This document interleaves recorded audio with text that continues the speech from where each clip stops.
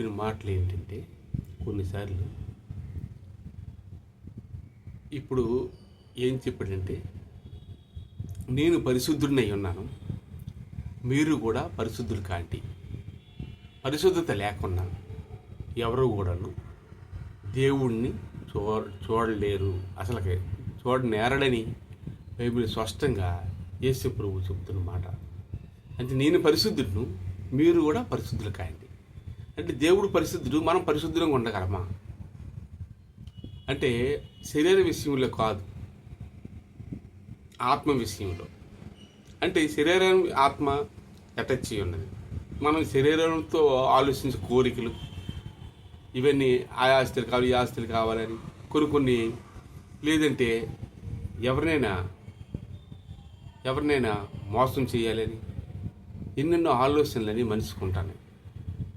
అలాగ ఉండకూడదు. నేను పరిశుద్ధుడును, మీరు పరిశుద్ధులు కాండి అని ప్రభు చెప్తున్న మాట. ఆయన పరిశుద్ధుడు, మనం కూడా పరిశుద్ధంగా ఉండాలి. పరిశుద్ధత లేకుండా అయితే దేవుణ్ణి ఎవరు చూడరు. ఇక్కడ మోసే గారు కూడాను సినాయి పర్వతం మీదకి వెళ్ళేటప్పుడు తొందరపడి లోనికి వెళ్తున్నప్పుడు, మోసే నీ చెప్పులు విడిగుము అని చెప్పాడు ప్రభు. ఆ చెప్పులు విడిసినప్పుడే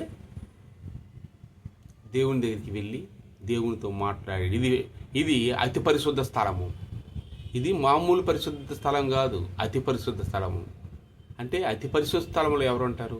దేవుడు ఉంటారు. అలాంటి స్థలంలోకి నీవు వచ్చావు మోసే. కాబట్టి అతి పరిశుద్ధ స్థలం కాబట్టి ఇక్కడ నీవు చెప్పులు విడిచి నాతో మాట్లాడాలనుకుంటే, నేను పరిశుద్ధి నువ్వు పరిశుద్ధంగా ఉండాలనుకుంటే చెప్పులు విడుము అన్నాడు. కాబట్టి ఇప్పుడు మనం కూడాను పరిశుద్ధంగా జీవించవలసిన అవసరం ఉంది.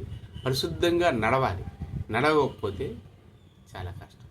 ఎందుకంటే దేవుడు పరిశుద్ధుడై ఉన్నాడు, మనం కూడా పరిశుద్ధులమై ఉండాలి. దేవునికి స్తోత్రం. Thank you.